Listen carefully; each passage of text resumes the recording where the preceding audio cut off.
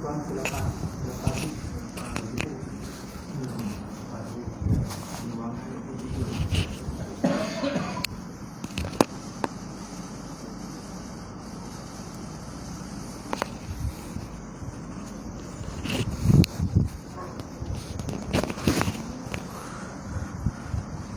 imam ke?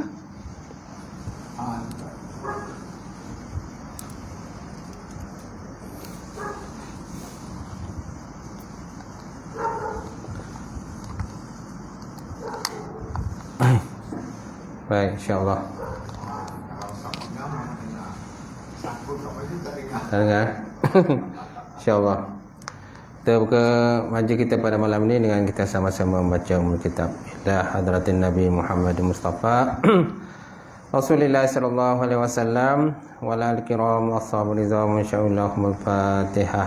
A'udzubillahi minasyaitonir rajim. Bismillahirrahmanirrahim.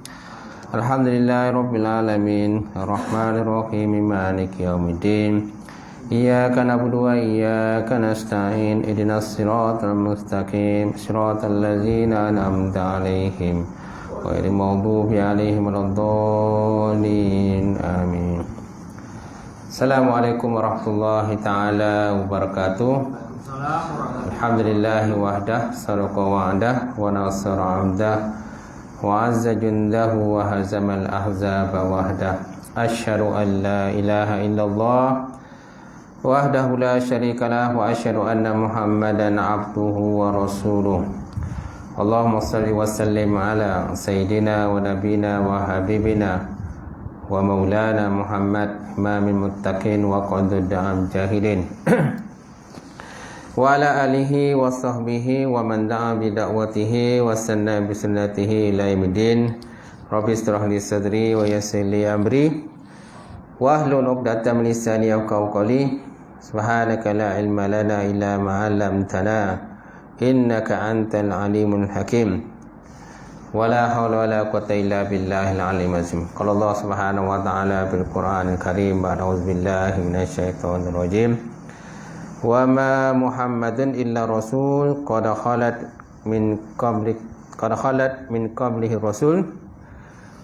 Apa immata au qutilan qalabkum ala aqabikum wa may yanqalib ala aqibai fala yadurullahu syai'a wa sayajzillahu asy-syakirin. Shadaqallahu azim.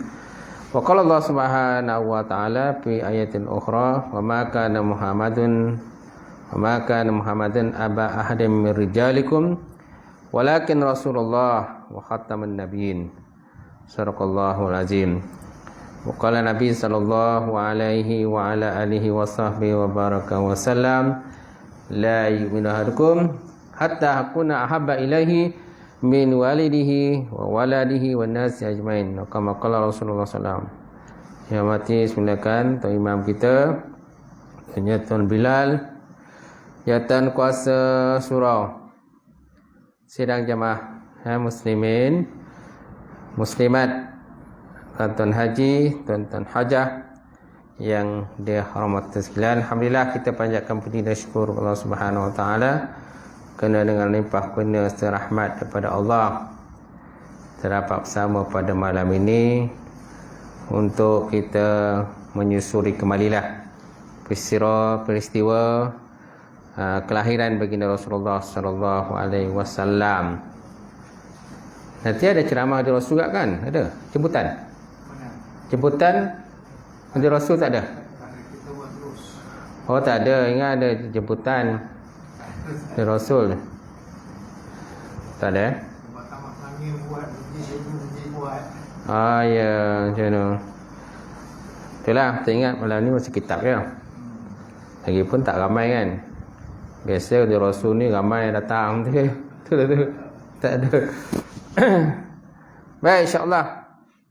Walaupun begitu, untuk tidak menghampakan pihak tuan-tuan dan puan, insya-Allah. Jadi kita menyusuri kembalilah peristiwa kelahiran baginda Rasulullah sallallahu alaihi wasallam, di mana Nabi Muhammad SAW ini kalau sebut Allah Taala dalam Quran, wa ma Muhammadun illa rasul qad khalat min qablihi rasul apa imata au qutilan qalabkum ala aqabikum wa may yanqalib ala aqibai fala yadurullahu syai'a wa sayazillahu syakirin. Maksudnya tiadalah Nabi Muhammad itu melainkan ianya seorang rasul dan telah terdahulu daripadanya beberapa orang rasul. Maka sekiranya apa imata, maka jika sekiranya dianya wafat ataupun terbunuh dalam peperangan, adakah kamu akan berpaling daripada ajalan baginda Rasulullah sallallahu alaihi wasallam? Wa may yanqalib ala aqibai, maka barang siapa yang berpaling ke belakang, mana tak ikutlah ajaran Rasulullah sallallahu alaihi wasallam, fala yadurullah syai'a, maka dia tidak akan dapat memberikan kemudaratan kepada Allah Ta'ala walaupun sedikit pun. Wa sayazillahu syakirin, dan selagi Allah Ta'ala akan membalas orang-orang yang bersyukur kepada Allah Subhanahu Wa Ta'ala. Kemudian Allah Ta'ala juga menyebut dalam Quran, dia kata wa ma kana Muhammadun aba ahdim min rijalikum walakin Rasulullah. Tiadalah Nabi Muhammad itu bapa kepada salah seorang daripada kamu, sebabkan dia ada anak angkat. Walakin Rasulullah, tetapi dia merupakan Rasulullah, khataman nabiyyin, dan kesudahan segala nabi. Itulah Nabi Muhammad sallallahu alaihi wasallam. Di mana Nabi Muhammad sallallahu ini lahir pada 12 Rabiul Awal, tahun gajah, ikut sejarahnya. Kenapa dia makan tahun gajah? Kerana pada tahun tersebut berlakunya penyerangan oleh Abraha dengan bala tentera bergajah untuk menyerang dan juga meruntuhkan Kaabah. Macam tu. Tetapi perancangannya gagal. Kerana Allah Subhanahu Wa Taala telah mengutus burung, namanya burung ababil, tayran ababil, tarmihim bihijaratin min sijil faja'alahum ka'asfin ma'kul. Allah Subhanahu Wa Taala telah mengutuskan burung ababil. Pernah tengok kan burung ababil? Burung ababil ni dia macam burung layang-layang. Kalau tuan-tuan rajin tengok dalam internet, dalam YouTube, cuba type burung ababil. Burung dia kecil je, dia macam burung layang-layang ke, burung ababil. Yang mana burung ababil ni telah punya perintah Allah Subhanahu Wa Taala untuk membawa batu daripada neraka. 3 batu, 1 batu pada paruhnya dan 2 batu pada kaki dia. Dan batu itulah yang dicampakkan kepada tentera Abraha. Ada riwayat menyatakan bahawa Abraha mati di situ. Ada menyatakan dia tidak mati di situ. Dia sempatlah melarikan diri, tapi tetap juga kenalah. Dan akhir dia mati juga kemudian di negara dia lah, di Yaman. Kerana dia berasal pada Yaman.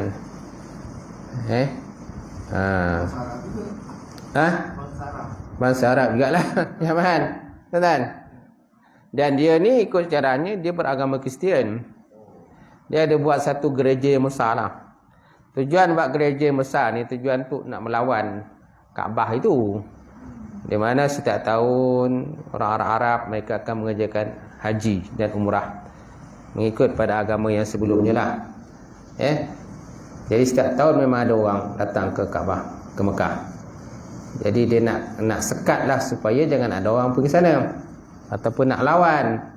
Dia buatnya gereja yang besar tetapi tidak mendapat sambutan. Jadi dia marah lah macam tu. Marah, dia kerahkan tentera bergajah. Tapi yang menakjubkan tuan-tuan, gajah tadi dia seolah macam tahu bahawa akan datangnya bala bencana daripada Allah Subhanahu Wa Taala. Bila gajah tadi dihalau ke menuju ke Kaabah, dia tak nak. Tapi kalau dihalau ke balik ke Yaman, dia naklah. Dia nak bangun, nak bergeraklah. Jadi seolah macam dia dah tahulah ada alamat yang tak elok. Itu sebabnya binatang-binatang ni tuan-tuan, kita jangan remehkan binatang-binatang ni. Sebab kadang-kadang mereka ni tahu. Allah Ta'ala macam bagi alamat kepada mereka lah. Kalau tak lainnya nak terjadinya benda yang tak elok.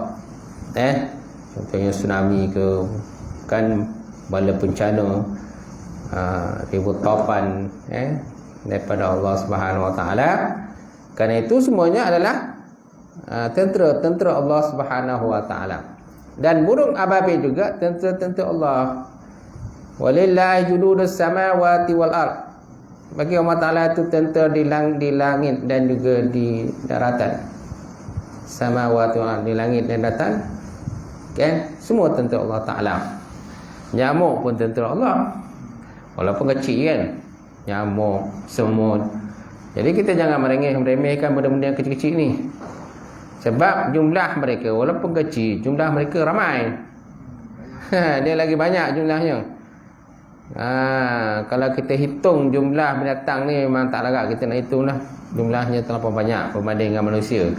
Kita anggap macam manusia ni ramai, tapi sebenarnya binatang-binatang lagi banyak.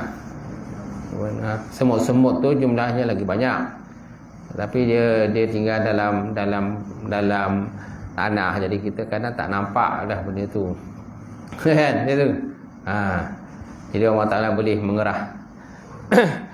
Tuan-tuan dan puan muslimin muslimat yang berbahagia.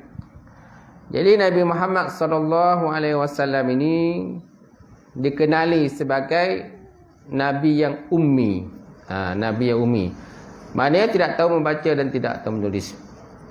Kenapa Allah Taala jadikan nabi ini seorang yang ummi? Tak tahu membaca dan tidak tahu menulis. Salah satu daripada sebabnya supaya jangan timbul fitnah lah, bahawa Quran itu ditulis oleh Nabi. Kalau seandainya Nabi tahu membaca menulis, sudah tentu mungkin Muhammad yang tulis Quran ni, sebab dia tahu membaca dan tahu menulis, kan? Akan ada isu macam tu lah yang akan bangkit. Terutama sekali orang yang nak memperlekehkan Islam, orang yang tak nak terima Islam ni, dia akan bagi macam-macam tanggapan buruk terhadap Islam. Jadi salah satu daripada kaedah dan cara dia buat macam tu lah. Untuk menolak Quran ni, dia kata Quran ni Muhammad yang tulis, dia yang tulis. Jadi Allah Ta'ala jadikan Muhammad ni seorang yang ummi, tidak tahu membaca dan tidak tahu menulis. Maka salah satu kaedah, supaya jangan ada orang beranggapan macam tu. Dan akhirnya Nabi Muhammad SAW terlepas daripada dakwaan menulis Quran, kerana Quran ni merupakan mukjizat daripada Allah Subhanahu Wa Taala yang digunakan kepada baginda Rasulullah sallallahu alaihi wasallam. Dan Quran ni mukjizat yang teragung, mukjizat yang terbesar. Banyak mukjizat Nabi yang lain. Artinya Nabi boleh membelah bulan, Nabi boleh menghidupkan orang yang telah mati, Nabi apa lagi? Binatang-binatang bercakap, mengucapkan salam, batu-batu ucapkan salam kepada Rasulullah sallallahu alaihi wasallam. Pokok kurma menangis. Kau ingat kisah pokok kurma menangis tu? Ketika Nabi Muhammad sallallahu alaihi wasallam satu hari, dia ada cadangan, ada sahabat mencadangkan supaya ditukar mimbar. Mimbar yang biasa tempat Nabi berkhutbah tu dibuat daripada pohon kurma. Tuan-tuan, jadi sebabkan mungkin dah lama, jadi ada pandangan daripada sahabat, dia kata kita tukar kan kepada mimbar yang baru, yang mana mimbar tu ada anak tangga lah, naik atas mimbar tadi. Maka Nabi pun setujulah. Bila setuju, pokok tadi letaklah belakang, kan? Tak digunakan.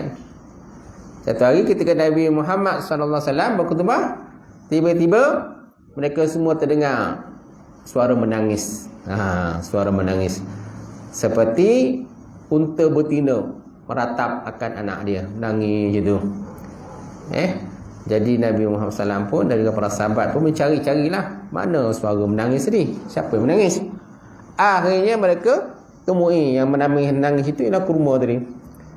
Pokok kurma tadi, pohon kurma yang asalnya dijadikan sebagai mimbar Rasulullah SAW untuk berkhutbah, tuan-tuan. Masya-Allah. Jadi maka Nabi SAW pun memeluk dia. Bila Nabi peluk, maka pohon kurma tadi pun berhentilah menangis. Kalau seandainya pohon kurma tadi tidak dipujuk oleh Nabi, maka sudah tentu pokok kurma itu akan terus menangis sampailah pada hari kiamat. Sampai hari kiamat dia akan terus menangis. Masya Allah. Itulah kelebihan yang ada kepada Rasulullah sallallahu alaihi wasallam. Dan Nabi sebelum dilantik pun, Nabi digelar sebagai seorang yang al-amin, seorang yang amanah. Dan Nabi pun ada irhas. Irhas ni tanda-tanda kenabian.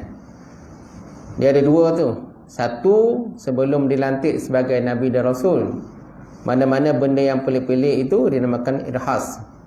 Kalau selepas daripada lantik Nabi dan Rasul, itu namanya mukjizat.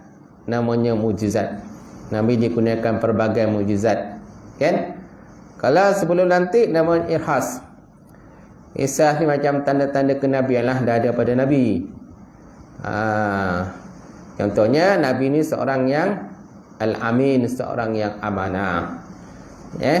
Kemudian Nabi ketika lahir telah pun berkhatan. Telah berkhatan. Lahir berkhatan. Kalau manusia biasa dia tak berkhatan. Lahir berkhatan, dia tak ada. Semua perlu dikhatankan kemudian lah. Tak kira lelaki ke perempuan, perlu dikhatankan kemudian. Tapi Nabi ni lahir dalam keadaan berkhatan. Masya Allah. Itu kelebihan yang ada kepada Rasulullah SAW. Dan sebelum kelahiran Nabi itu nampaknya keluarnya cahaya yang terang benderang, sehingga nampaklah kerajaan Basra pada masa itu, kerajaan Rom, kerajaan Mesir, kan, yang hebat-hebat masa itu. Ini merupakan salah satu tanda bahawa tempat-tempat itu akan dikuasai oleh Islam, dikuasai oleh baginda Rasulullah sallallahu alaihi wa ala alihi wasahbihi wa baraka wasallam. Dan insyaallah itu nama irhas. Antara perkara yang terbesar sebelum Nabi dilantik sebagai Nabi ialah Nabi sebagai orang yang diadili ataupun Nabi mengadili akan meletakkan Hajar Aswad pada tempat dia. Meletakkan Hajar Aswad pada tempatnya. Pernah satu ketika tentang Mekah dilanda oleh banjir besar, sehingga runtuhlah Kaabah. Kaabah runtuh. Maka Kaabah pun dibina selepas air surut, maka Kaabah dibina semula. Dan Hajar Aswad tu telah berpindah tempat dia. Jadi dalam nak meletakkan Hajar Aswad pada tempat yang semula, maka terjadilah pertikaian lah di orang-orang Quraisy masa tu, Arab Quraisy. Jadi mereka pertikaian siapakah sebenarnya yang paling layak untuk meletakkan Hajar Aswad tu pada tempatnya. Sampai kepada tahap mereka nak bergaduh lah. Bergaduh. Kenarat ni memang suka bergaduh. Suka bergaduh, suka perang. Sikit je kan perang. Kan? Dia nak menunjukkan pada mereka bahawa mereka ni orang yang hebat. Pantang dicabar dan sebagainya. Pantang cabar ya, mereka akan nak perang gitu. Jadi akhirnya mereka bertikai dalam masalah letakkan Hajar, sehingga timbullah satu cadangan. Kita tengok siapa orang yang pertama masuk dalam kawasan Mekah ini, kawasan Masjidil Haram ini. Kita tengok siapa orang yang paling masuk, pertama sekali masuk. Jadi orang itulah nanti yang kita akan lantik sebagai yang mengadili pertikaian kita lah. Tutup Nabi pun masuk dalam Masjidil Haram. Bila mereka nampak Nabi, itu dia Muhammad. Dia orang yang paling layak lah. Dia seorang yang paling layak untuk mengadili pertikaian kita tadi. Maka Nabi pun dilantik lah sebagai orang yang mengadili tentang letak Hajar Aswad tadi. Dan maka Nabi dekat ceritanya minta supaya mereka menyediakan kain. Sebidang kain. Dan kain itu naklah dipegang oleh setiap kabilah kepada ujung-ujung kain tadi. Ada 2 kabilah yang bertelikah masa itu, 12 kabilah. Ada 12 kabilah, jadi mereka diminta wakil lah ataupun ketua kena pegang lah pada ujung kain tadi. Dan Nabi mengambil batu Hajar Aswad tadi dan letakkan pada kain tadi, tengah-tengah. Gitu. Dan akhirnya kain itu dibawa ke tempatnya untuk diletakkan. Dan Nabi mengambil batu tadi, letakkan ke tempat asal dia. Ini salah satu daripada irhas lah. Tanda-tanda kenabian makna kebijaksanaan yang ada kepada seorang Nabi. Yang Nabi ni mesti kena bijak. Tak bijak macam mana jadi Nabi? Tak? Pemimpin tak? Nabi ni lebih pada pemimpin. Ada 4 sifat yang wajib pada seorang Nabi dan Rasul. Yang pertama, siddiq, cakap benar. Yang kedua, tabligh, menyampaikan. Yang ketiga, fatanah, cerdik. Nabi tak boleh tak cerdik. Nabi tak boleh bodoh, dia mesti cerdik. Dan yang keempat itulah fatanah. Amanah. Amanah lah. Seorang amanah. Dan Nabi seorang amanah. Dan sebelum Nabi lahir, tuan-tuan, sebelum Nabi Muhammad SAW dilahirkan ke dunia, belum ada satu nama pun individu yang bernama Muhammad. Belum ada. Dan nama itu tidak dikenali sebelum itu. Tak pernah ada orang Arab ni nama Muhammad. Tuan-tuan, biasanya akan nama Abu Jahal, Abu Lahab kan, Abdul Haris, Abdul Hakam, macam-macam lah, banyak Abdul ni. Jadi Nabi ni macam nama dia ganja sikit. Muhammad. Muhammad maksudnya orang yang terpuji. Itu sebabnya orang nama Muhammad ni orang yang terpuji. Kalau dia nama Muhammad tapi tak terpuji, tak layak. Tak layaklah nama Muhammad. Kena buanglah nama Muhammad tu sebab tak terpuji. Itulah. Kena menghayati akan nama tersebut. Dan antara orang yang suka kelahiran Nabi ini ialah Abu Jahal sendiri. Abu Jahal ni sendiri, dia pak saudara dia. Tuan-tuan, pak saudara dia. Nabi Muhammad bin Abdullah bin Abdul Muttalib. Dan Abu Jahal ni pun Abdul Muttalib juga, bin Abdul Muttalib. Kerana Abdullah ni dia asalnya ada 10 orang adik-beradik. 10 orang adik-beradik. Dan Abdul Muttalib, datuknya, pernah bernazar, kalau seandainya nanti aku mendapat anak yang ke-10 laki-laki, maka aku akan korbankan ke Kaabah. Aku akan korban ke Kaabah. Yang masa tu, sebelum tu dia dah ada 9 orang anak laki-laki. Antaranya Abu Jahal tu. Tu kira pak saudara lah kepada Rasulullah SAW. Tapi Abu Jahal ni orang yang paling kuat menentang Rasulullah SAW. Walaupun pak saudara, tuan-tuan. Itu sebabnya biasalah. Kadang dalam satu keluarga bukan semuanya baik, tak? Ada juga yang tak baik. Ada juga yang tak bagus. Pak saudara pun kadang tak ngam dengan anak-anak saudara. Anak saudara tak ngam dengan pak saudara. Anak saudara fikrah lain, pak saudara fikrah lain, fikiran dia lain. Pak saudara pun tak nak mengalah sebab dia lagi tua. Anak saudara pun tak mengalah. Dia kata aku lagi cerdik, lagi pintar, aku ada ijazah, pak saudara tak ada ijazah. Kan? Biasa begitulah, berlaku begitu. Jadi rupa-rupanya dalam keluarga Nabi pun berlaku begitu juga. Tapi taliannya adalah pak saudara lah. Bukan bapak dia, bapaknya Abdullah bin Abdul Muttalib. Dan Abdul Muttalib ni orang yang dikira macam orang yang golongan bangsawan, pemimpin Quraisy. Di mana kalau orang Quraisy berselisih faham, kan, antara orang yang memiliki peranan untuk menyelesaikan masalah mereka ialah Abdul Muttalib. Dan kalau ada benda-benda yang sesuatu yang mereka nak putuskan, mereka akan panggil Abdul Muttalib untuk memutuskan masalah mereka. Sampai begitu sekali lah, tuan-tuan. Satu hari Abdul Muttalib, tuan-tuan, dia bermimpi. Dia diperintahkan untuk menggali telaga Zamzam. Menggali telaga Zamzam.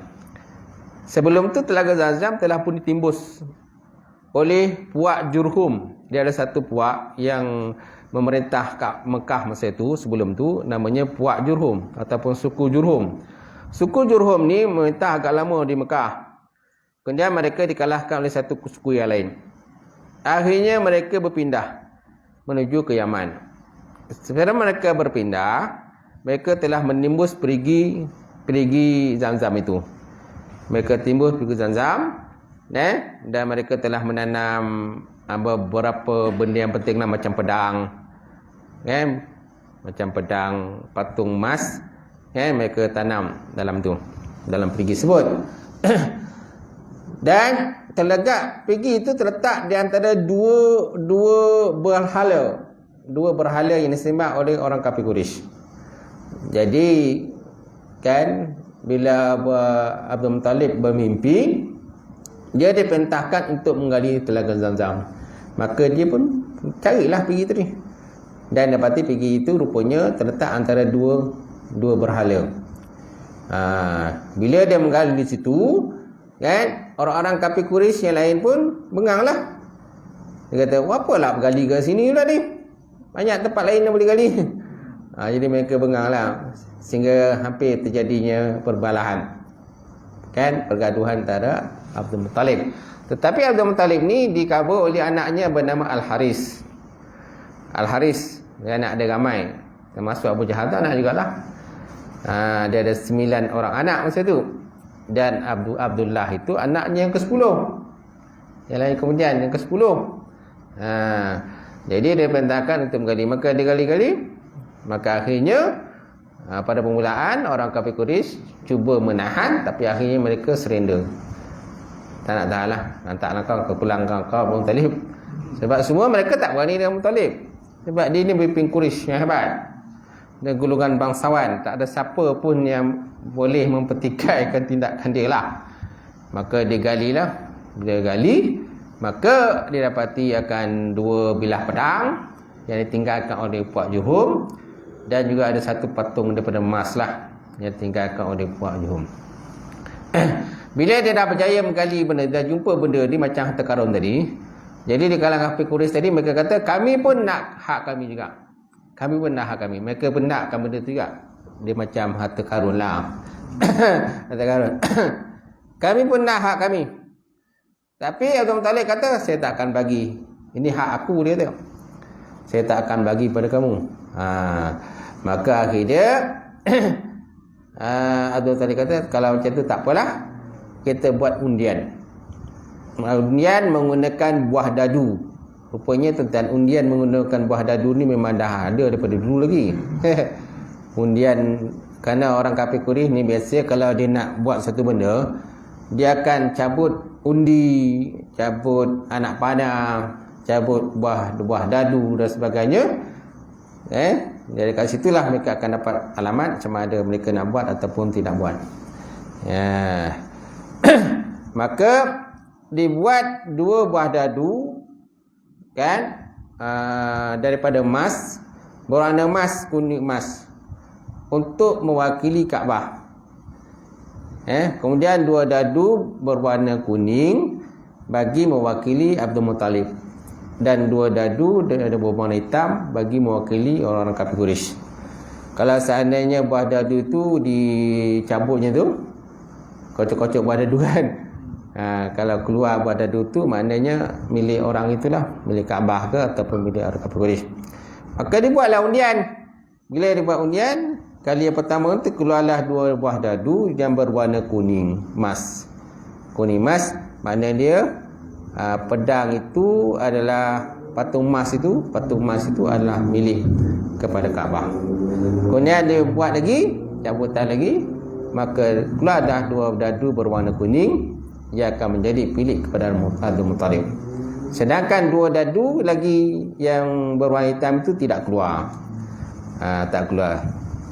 Jadi semua tadi, barang tadi menjadi milik Kaabah dari Abdul Muttalib.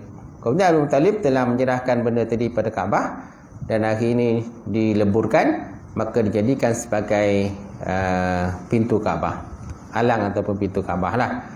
Itu antara siarahnya lah Abdul Muttalib tadi. Dan dia pernah bernazar kalau dikurniakan anak lelaki yang ke-10, maka dia nak korbankan Kaabah.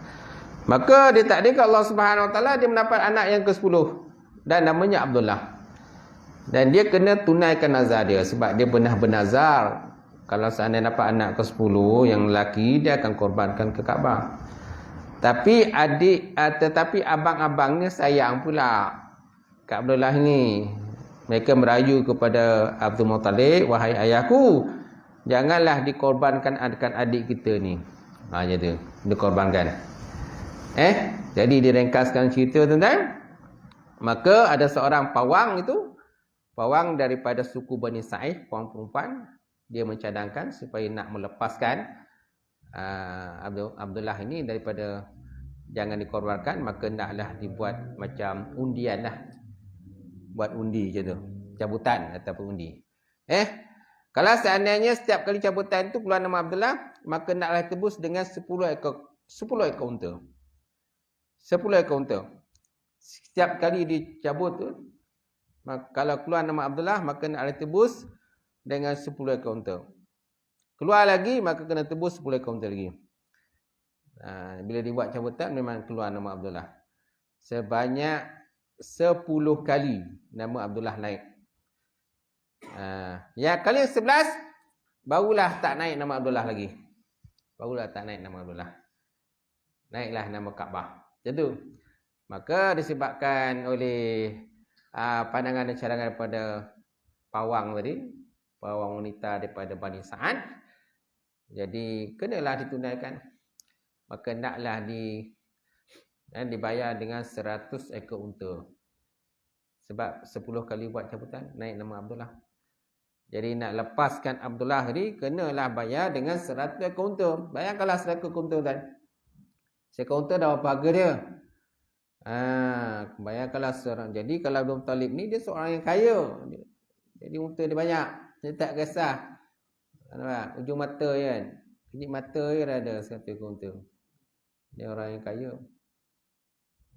Hartawan lah, kita hartawan jutawan kan, duit banyak kan. 100 ekor unta.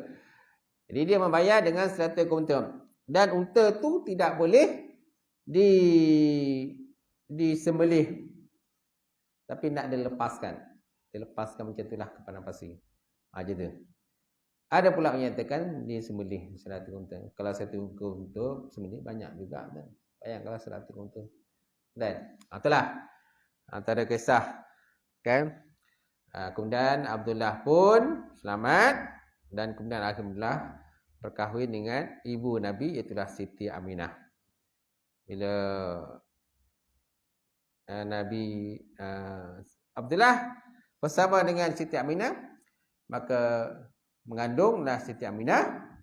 Ketika Nabi SAW berada 2 bulan dalam perut, maka ayahnya Abdullah pun meninggal dunia.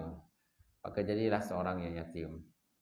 Kemudian selepas dia lahir, ibu dia pula meninggal dunia pula kan, yang di satu tempat bernama Abwa, antara Mekah ke Madinah. Maka jadilah yatim piatu. Bila yatim piatu dipelihara pulih oleh datuknya Abdul Muttalib. Datuknya Abdul Muttalib. Kemudian Abdul Muttalib pula meninggal. Maka dipelihara oleh bapa saudaranya, itulah Abu Talib. Abu Talib itu pun bapa saudaranya. Abu Jahal pun bapa saudara juga. Tuan-tuan. Tapi Abu Jahal ni orang yang kuat menentang Rasulullah sallallahu alaihi wasallam. Tuan-tuan. Baik, Allah Subhanahu wa taala juga menyebut dalam Quran antara sifat yang ada kepada Rasulullah sallallahu alaihi wasallam ini. Allah Taala sebut dalam Quran, laqad ja'akum rasulun min anfusikum azizun alaihi ma anittum harisun alaikum bil mu'minina raufur rahim. Fa in tawallaw faqul hasbiyallah la ilaha illahu alaihi tawakkaltu wa rabbul arsyil azim. Ayat laqad ja'akum. Apa maksud ayat laqad ja'akum? Laqad ja'akum rasulun min anfusikum. Sungguh telah datang rasul itu daripada diri kamu sendiri, mana daripada manusialah.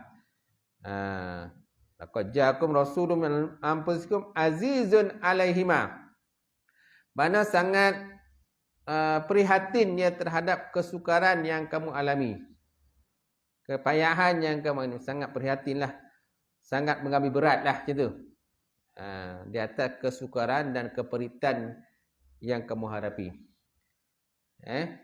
Harisun alaikum bil mu'minin, dia sangat mengharapkan pada kamu tu beriman kepada Allah Subhanahu wa taala. Dan dia ini mempunyai sifat ar-rauf. Ar-Rahim. Rauf ni mah pengampun, penyayang kan, Rauf Rahim. Rauf Rahim ni nama Allah sebenarnya. Tapi diberi gelaran tadi kepada Nabi Muhammad SAW, tuan-tuan. Nabi satu-satunya Nabi, kan, Rasul yang diberi title ataupun pangkat sebagai Ar-Raufur Rahim. Disebut dalam Quran. Nampak? Harisun bil mu'minina Raufur Rahim. Raufur Rahim. Jadi sifat Rauf ni ialah sifat Allah, nama Allah Ta'ala. Tapi diguna pakai oleh Rasulullah SAW. Kerana Allah Ta'ala sebut dalam Quran. Nabi yang bersifat Raufur Rahim. Kita tak ada sifat Raufur Rahim tadi. Yang ada ialah Rasulullah SAW. Dan kita tahulah sifat Nabi ni. Walaupun kalau ikut sejarahnya, walaupun Nabi ni dihina, Nabi dipelekehkan, Nabi dituduh dengan macam-macam tuduhan. Apa tuduhan yang tak dibagi Nabi semua ada. Nabi sebagai pemecah belah masyarakat. Nabi ni yang mengamalkan, Muhammad ni mengamalkan sihir, kata-katanya macam sihir. Ya. Nabi ni pernah dituduh sebagai seorang yang gila. Macam-macam tuduhan yang lemparkan Nabi pada Nabi SAW. Ketika Nabi SAW, tuan-tuan, berdakwah ke Taif. Dan dengarkan Taif. Apa yang berlaku pada Taif Nabi ketika berdakwah Taif? Nabi dibaling dengan batu. Dibaling dengan batu oleh hamba-hamba orang Arab Taif masa itu. Dan mereka mengejek Rasulullah SAW. Baling dengan batu sehinggalah berdarah kaki Rasulullah SAW. Dan ketika Nabi Muhammad SAW tadi melarikan diri pada Taif, daripada dibaling dengan batu tadi, tiba-tiba datanglah malaikat Jibril alaihissalam. Malaikat Jibril datang kepada Nabi. Ya Muhammad, sesungguhnya malaikat gunung, malaikat penjaga gunung telah mendengar akan masalah kamu. Di mana orang-orang Taif telah membaling kamu, mengejek kamu. Dan malaikat gunung semuanya telah berbaris untuk mengangkat dua buah gunung di Mekah ini dan untuk dihempaskan kepada penduduk Taif dengan. Kerana mereka mengejek Rasul mereka sini itulah Nabi Muhammad SAW. Apa jawapan Nabi Muhammad SAW? Nabi kata, bal arju ay yakhrujullahu min aslabihim may ya'budullaha wa rasuluhu wa la yusyriku bihi syai'a. Itu jawapan Nabi.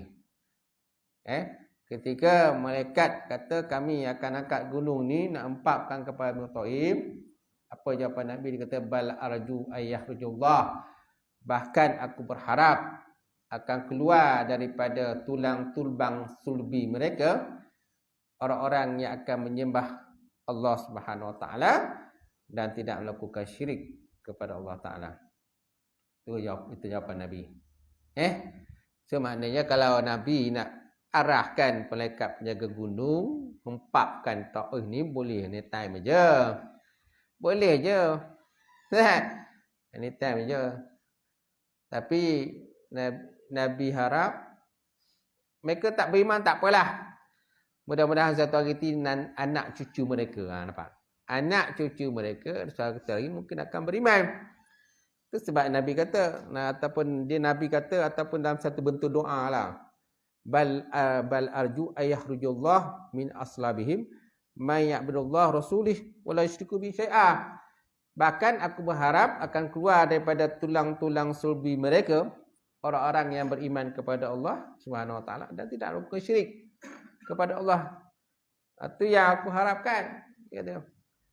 Dan akhirnya penduduk Taif akhirnya beriman kemudiannya. Sampailah sekarang kan mereka beriman. Tuan, walaupun mereka dulu datuk nenek moyang mereka tu berbenci akan Rasulullah sallallahu alaihi wasallam, tuan. Insya-Allah. Kemudian dalam Nabi berdakwah ni ada dua bentuk. Dua fasa berdakwah, kan? Ada dua fasa berdakwah. Satu, fasa pertama makna secara sir, secara rahsia. Yang kedua, fasa secara jahar, terang-terangan. Dia ada dua fasa lah. Secara terang-terangan. Dan akhirnya fasa yang ketiga, peperangan lah. Berlaku peperangan, pertempuran dan sebagainya. Sebab apa? Masa itu tentera Islam dah ramai. Dapat? Permulaannya tak ramai. Hanya beberapa orang ya yang beriman. Antara orang yang awal beriman ialah contohnya Siti Khadijah. Ini orang pertama beriman. Lepas tu Abu Bakar beriman. Lepas tu Sayyidina Osman, Sayyidina Ali kan, dan juga sahabat-sahabat yang terdekatlah. Semua beriman kepada Rasulullah, beriman kepada Allah. Dan dalam masa mereka jumlah tak ramai kan, masa tak ramai. Bila tak ramai inilah memang jadi sasaran lah kepada pembesar Quraisy. Kafir Quraisy, contohnya antara sahabat yang dipukul, diseksa seperti Bilal bin Rabah. Kan dia seorang hamba masa itu. Kemudian siapa lagi? Ammar bin Yasir, keluarga Ammar. Tak? Itu antara orang-orang yang dibunuh, yang diseksa, dipukul dan sebagainya. Dan tak terkecuali Nabi Muhammad SAW sendiri pun senantiasa diganggu lah. Senantiasa. Tapi Nabi dipelihara oleh Allah Subhanahu Wa Taala. Tapi sahabat-sahabat lain lagi tak ada. Ya, mereka bukannya Nabi kan. Tak nak mereka terpaksalah menerima siksaan tadi. Kalau Nabi ni dia sentiasa dijaga oleh Allah Subhanahu Wa Taala. Satu hari kalau ikut kisahnya, Abu Jahal pernah satu hari kan, dia kata kepada kawan-kawannya, dia kata, aku hari ni nak menghempapkan batu kepada Muhammad. Aku hari ni nak menghempapkan batu pada Muhammad. Kerana Nabi ni biasa dia akan datang ke Masjidil Haram, depan Kaabah. Nabi akan bersolat di situ, beribadah di situlah. Masa situlah orang kata Abu Jahal ni dan juga kuncu-kuncunya akan cuba mengganggulah Rasulullah SAW beribadah. Jadi satu hari Abu Jahal kan, dia kata pada kawannya, hari ni aku nak hempapkan satu yang besar kepada Muhammad, biar dia mati je tu. Sedangkan tu anak saudara dia. Nampak? Anak saudara dia. Bila sifat kebencian ni tuan-tuan, kebencian, pemusuhan dah bersarang dalam jiwa dan hati kan. Walaupun anak saudara ke, pak saudara ke, tok saudara sebagainya, tapi bila ada kebencian, dah bermusuh lah. Dia tak anggap macam pak saudara, anak saudara kira kan itu. Macam itulah yang berlaku. Maka dia ambil batu yang besar ketika Nabi nak beribadah tadi, maka dia ambil batu besar untuk dihempapkan kepada Rasulullah SAW. Tiba-tiba Abu Jahal tak jadi menghempapkan. Dia lagi pun tahan batin, batu dicampak ke tepi. Jadi sahabat-sahabat dia tanya pada Abu Jahal, ya Abu Jahal, apa yang berlaku? Tadi bukan main bosar dekat engkau kan? Tadi bukan main bosar dekat engkau, kena hempapkan Muhammad dengan batu besar. Apa yang berlaku? Dia kata ketika aku angkat batu nak letak pada Muhammad tadi, nampakkan tiba-tiba ada seekor unta yang besar. Ada seekor unta yang besar nak menekam dia. Nak memakan, menggigit dia. Maka lalu aku tak jadi. Itulah. Banyaklah benda-benda lain lah. Yang mereka cuba buat pada Nabi, mereka tak berjaya. Kan? Pernah satu hari dia Abu Jahal berpura-pura sakit. Dia berpura-pura sakit lah. Lalu dia panggil Muhammad. Kemudian sebelum dia panggil Muhammad tu, dia buat macam jerat lah. Jerat kat muka pintu dia, pintu rumah dia. Dengan tujuan untuk menjerat Rasulullah SAW. Nanti dia masuk Nabi. Dia datang nanti dia akan terjerat dalam macam tu. Masuklah lubang tadi. Maka dia berpura-pura sakit dan dia minta dia arahkan utusan supaya menjemput Rasulullah SAW supaya datang ke rumah sejenguk dia lah. Itu. Kemudian ketika Nabi sampai ke pintu rumah Abu Jahal, kan, maka Abu Jahal kata, wahai Muhammad, masuklah. Dia kata, aku ni tak sihat, masuklah, datanglah tengok aku. Tapi dalam hati dia niat tu supaya Muhammad Rasulullah masuklah jerat tu yang depan rumah dia. Tiba-tiba datanglah malaikat Jibril memberitahu kepada Rasulullah SAW bahawa depan rumah Abu Jahal itu terdapat perangkap. Maka Nabi pun tak jadi datang, terus balik. Kemudian Abu Jahal pun dia pun tak perasan, dia pun lupa juga dia buat sendiri. Dia pun cubalah kejar, ya Muhammad tunggu. Akhirnya dia masuk dalam tu. Masuk dalam jerat dia sendiri. Itu antara bentuk lah perancangan jahat dia, akhirnya kena pada diri sendiri. Dan Abu Jahal juga pernah merintahkan seorang lagi sahabatnya bernama Aqabah bin Abi Muhid. Aqabah bin Abi Muhid ni pun salah satu kepala juga lah dengan Abu Jahal ni, memang membenci Rasulullah sallallahu alaihi wasallam. Di mana Abdullah Aqabah bin Abdul Muhid ni pernah dia mengambil perut unta. Ketika Nabi tengah bersolat, dia letak perut unta tadi di atas belakang Rasulullah sallallahu alaihi wasallam. Dan Nabi tak bangkit daripada solat tadi, sehinggalah datangnya Siti Fatimah, anak Rasulullah SAW, untuk membuang perut unta tersebut, tuan-tuan. Macam tu. Mana senantiasalah ada gangguan-gangguan untuk mengerjakan ibadah kepada Allah Subhanahu Wa Taala. Tetapi dalam sama-sama ada je orang lain datang Islam. Terutamanya golongan-golongan yang fakir miskin, golongan-golongan muta'arrafin lah. Orang-orang inilah yang senang didakwah untuk masuk Islam. Sedangkan orang-orang kaya ni susah sikit. Susah sikit lah. Tapi ada juga orang kaya. Macam Abu Bakar pun dia kaya juga. Tapi dia masuk Islam. Jadi. Dan antara orang yang kuat memusuhi Nabi juga ialah Sayyidina Umar. Sayyidina Umar pun sebelum masuk Islam, dia pun kuat juga memusuhi Nabi. Sehingga Nabi berdoa kepada Allah, ya Allah, kan? Berikanlah taufik hidayah kepada salah satu daripada dua Umar. Ada dua Umar. Salah satunya Sayyidina Umar lah. Tu yang kisah Sayyidina Umar masuk Islam tu. Panjang kisah kan? Panjang. Ketika dia balik ke rumahnya, dia dengar adik dia bersama dengan suami adik dia tu membaca Quran. Sebelum tu dia tak tahu adik ni, dia pun, ialah Umar ni pun dia seorang yang keras. Dan dia pun termasuk orang yang benci Rasulullah SAW juga. Tapi Umar Ta'ala nak bagi taufik hidayah pada dia. Apa-apa saja boleh berlaku kan. Macam tu. Satu hari ada orang kata pada Umar, wahai Umar, kau sibuk memusuhi Muhammad. Tak? Sibuk menghalang orang supaya masuk Islam. Kamu tahu tak bahawa adik kau sendiri dah masuk Islam? Iya ke? Dia macam tercengang macam tu. Maka dia pergi rumah adik dia. Adik dia perempuan. Jika sampai ke rumah tu, tapi dia dengar adik dia tengah baca Quran. Baca sesuatu lah daripada Quran bersama dengan suami dia. Maka dia pun ketuk pintu. Tuk, kata. Kan? Jadi adik dia bersama dengan ipar dia tadi kelang kabut lah. Menyuruhkan Quran dia, suruh lah.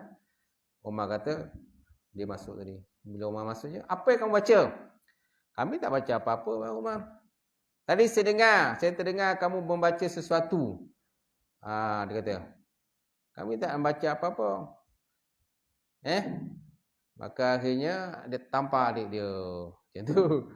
Sedangkan ipar dia tu dah menyuruh dah. Tadi dia kena tampar. Serahkan benda tu pada aku. Dia kata, saya tak akan mengapa-apakan kamu. Serah je lah benda tu. Saya nak tengok. Maka dia kata, aku tak akan serahkan benda ni. Kerana ini merupakan kalam Allah. Quran. Ini kalam Allah, Quran. Aku tak akan bagi sesia pada kamu. Kalau kamu nak, kau kena mandi dulu. Macam itulah bagi syarat dia. Aku Umar pun mandi. Dan mandi baru ditunjukkan Quran tadi. Bila Umar tengok Quran tadi, dia pun baca. Apa ayat yang dibaca surah tu? Surah apa? Surah Toha. Toha ma anzalallahu ila ashqa. Kan? Ayat surah Toha tu lah. Yang mengandungi maknanya kelembutan dah. Macam tu. Dan Toha ni pun kalau ikutkan, ada orang mengatakan salah satu daripada nama Rasulullah SAW. Namanya Toha. Macam tu. Kan? Yang mana Quran ni turun daripada Allah Subhanahu wa taala. Jadi bila dia baca jadi surah Taha, jadi barulah timbul perasaan dia. Tak sepatutnya orang yang turunkan ayat ini dimusuhi. Maka dia kata, mana Muhammad? Aku nak jumpa dia. Maka ditunjukkanlah di mana Rasulullah SAW tinggal masa itu. Bila sampai ke rumah tersebut, maka lalu Sayyidina Umar pun bersyahadah, mengucap 2 kalimat syahadah. Dan kemudian dia mula syahadah, dia kata kepada Nabi, ya Muhammad, adakah kita ni berada di agama yang betul? Maka Nabi kata, ya, kita berada di agama yang betul. Kalau macam tu, apa kita nak sembunyi-sembunyi lagi? Kerana fasa sebelum tu kan fasa berdakwah secara tersembunyi. Jadi mereka tak berani menzahirkan keislaman mereka. Kalau mereka menzahirkan keislaman mereka, mereka akan dipukul, mereka akan macam-macam lah. Ditindas, seksa, seret dengan panah pasir seperti Bilal bin Rabah yang berlaku pada dia kan, gitu. Jadi akhirnya bila Sayyidina Umar masuk Islam, kalau macam tu ya Muhammad, buat apa kita nak sembunyi-sembunyi lagi? So kita kena menzahirkan keislaman kita. Lepas itulah barulah berdakwah secara terang-terangan pula, tuan-tuan. Sampailah Islam tu berkembang ke mana-mana. Walaupun pada permulaannya bila menzahirkan keislaman ni sudah tentu tentang lah. Kalau sebelum ni pun mereka ditentang kan. Sembunyi-sembunyi pun bila dapat tahu mereka pun dipukul juga.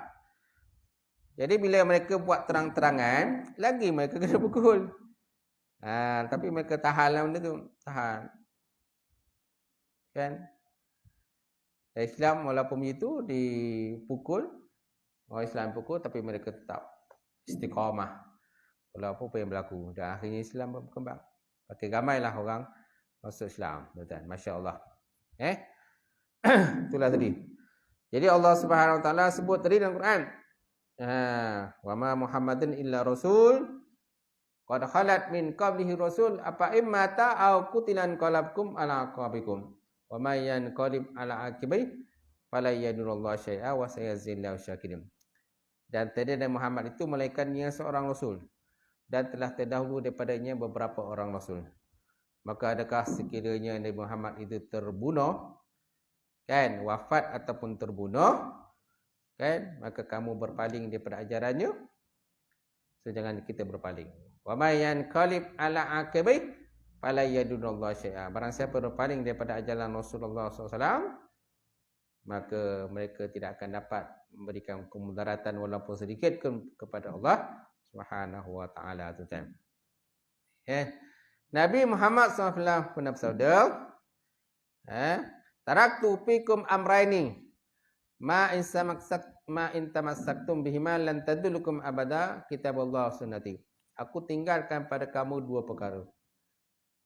Aku tinggal pada kamu 2 perkara. Kalau kamu berpegang teguh dengan keduanya, kamu tidak akan sesat selama-lamanya. Iaitulah kitabullah dan sunnah Rasulullah sallallahu alaihi wasallam. Kitabullah dan sunnah Rasulullah. Tapi kalau seandainya benda tu tak ada dalam Quran dan tak ada dalam sunnah Rasulullah, macam mana? Itu berdasarkan kepada ijtihad. Ijtihadku. Pernah satu hari, tuan-tuan, Nabi melantik seorang sahabat.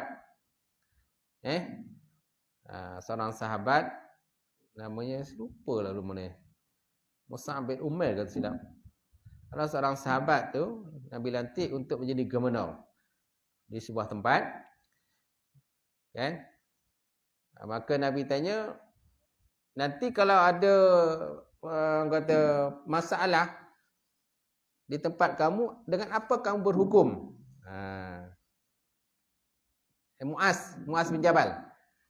Muaz bin Jabal, seorang sahabat bernama Muaz bin Jabal. Wahai Muaz, dia kata, nanti kalau ada masalah di tempat kamu, dengan apa kamu berhukum? Aku akan berhukum dengan kitabullah ya Rasulullah. Kalau tak ada dalam kitabullah, dengan apa kamu berhukum? Aku berhukum dengan sunnahmu ya Rasulullah. Dengan apa yang ada dalam sunnahmu ya Rasulullah. Kalau dalam sunnahku tak ada, dengan apa aku berhukum? Dengan apa kamu berhukum? Aku berhukum dengan ijtihadku. Mana dengan pendapatku lah, ijtihadku lah. Macam tu. So maknanya kalau benda tu tak ada dalam Quran, tak ada dalam sunnah, maka kita berhukum dengan ijtihad kita. Itu sebabnya para ulama mereka membuat berbagai-bagai kaedah hukum lah. Untuk menyelesaikan masalah umat. Kalau seandainya benda tu tak ada dalam Quran dan hadis. Jadi mereka menggunakan pelbagai kaedah hukum. Contohnya dia kata apa tu? Al-yakin la yuzalu bisyak. Yakin tu tidak hilangnya dengan keraguan. Apa lagi? Ataupun mereka gunakan kaedah masalah mursalah. Kan? Mana kemaslahatan ummah, masalah mursalah. Ataupun mereka menggunakan kaedah uruf.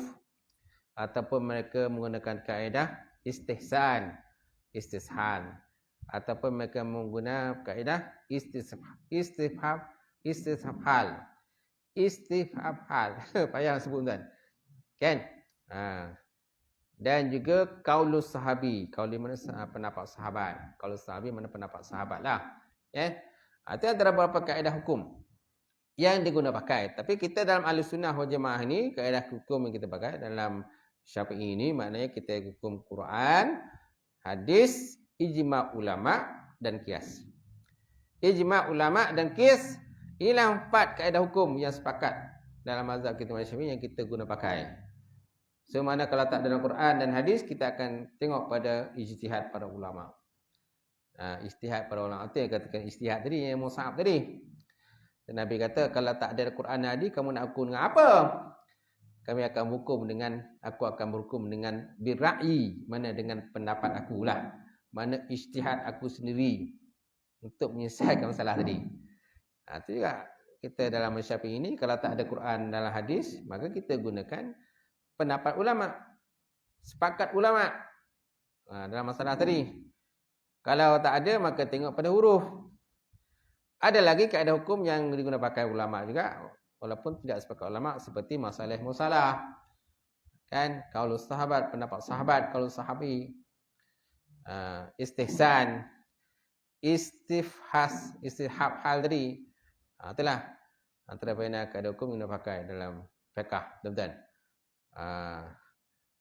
Memanglah kita pegang Quran hadis. Tapi kalau seandainya benda tu tak ada lah. Apa lagi kalau sekarang ni banyak benda-benda baru lah. Zaman sekarang banyak benda-benda baru yang tidak ada masa dulu. Jadi perlukan kepada ijtihad para ulama. Contohnya pemindahan organ. Tak? Pemindahan organ. Lepas tu apa lagi? Berkenaan benda-benda makanan-makanan halal kan. Dalam benda tu zaman dulu tak ada. Kan? Pemindahan organ, pemindahan jantung, kan, buah pinggang. Pakai buah pinggang orang macam mana kan? Macam tu. Lepas tu pengklonan. Macam mana hukum berkenaan dengan klon? Mengklonkan binatang, klonkan makanan dan sebagainya. So macam mana? Jadi benda-benda tu benda-benda baru yang tidak ada pada zaman Rasulullah sallallahu alaihi wasallam. Memanglah kita pegang Quran dan hadis. Kalau seandainya benda tu tak ada, itu ya pakai kaedah tadi. Boleh? Betul? Macam tu. Ataupun mungkin ada satu kaedah tu ma la yatimul wajib illa bihi fahuwa wajib. Kan pernah dengar? Ma la yatimu wajib illa bihi fahuwa wajib. Tidak sempurna wajib itu kecuali dengan dia jadi wajib. Itu bukan hadis. Kalau kita cari dalam hadis memang tak jumpa. Itu kaedah hukum. Ma la yatimu wajib illa bihi fahuwa wajib. Tidak sempurna wajib itu kecuali dia dengan dia jadi wajib juga. Contoh dalam bab mengangkat air sembahyang. Tak sah sembahyang kita, mesti kita angkat air sembahyang. Tanpa air sembahyang, tak sahlah solat kita. Kerana salah satu persyarat sembahyang ini mesti ada wuduk. Mesti ada wuduk. Itu yang kaedah hukum keluar. Ma la yatimu wajib illa bihi fa wajib. Tidak sempurna wajib kecuali dia jadi wajib juga. Juga kita belajar ilmu tauhid, ilmu fiqh, ilmu hadis. Tak sempurna kalau kita belajar hadis tanpa kita belajar mustalah hadis. Tak sempurna kita belajar tafsir kecuali dengan kita kena belajar usul tafsir. Tak sempurna kita belajar fiqh, tak boleh tidak kita kena belajar usul fiqh. Ulah sempurnalah gitu. Okey? Saya rasa sampai situlah tuan-tuan tentang perbincangan kita pada malam ni tentang ambang Muhammadul Rasul tuan-tuan. Dah macam tu. Ambang Muhammadul Rasul macam tu. Kalau nak cerita bab Muhammadul Rasul ni panjang. Saya rasa 2-3 jam pun tak selesai. Banyak gitu dia.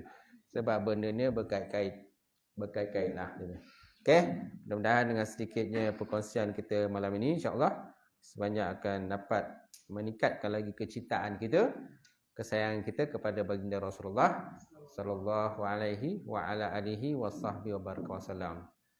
Nabi pernah bersabda, tidak sempurna iman salah seorang kamu sehingga aku, kata Nabi, lebih dikasihi, melebihi kasihnya kepada ayahnya, melebihi kasihnya kepada anaknya dan melebihi kasih kepada manusia sekalian.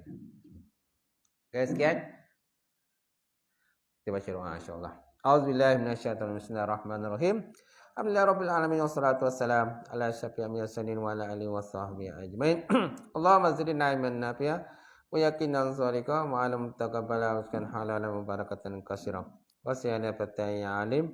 Nawalana qulubana bi nuri ma'rifataka wa ta'ala alifin. Allahumma faqina bidin. Allahumma faqina bidin. Allahumma ja'al hadza jam'al marhumah wa tafarruqana min ba'di tafarruqul ma'sumah. Rabbana atina fid dunya hasanah wa fil akhirati hasanah wa qina adzabannar. Subhana rabbika rabbil izzati amma yasifun wa salamun alal mursalin. Alhamdulillahi rabbil alamin. Taqabbalallahu minkum.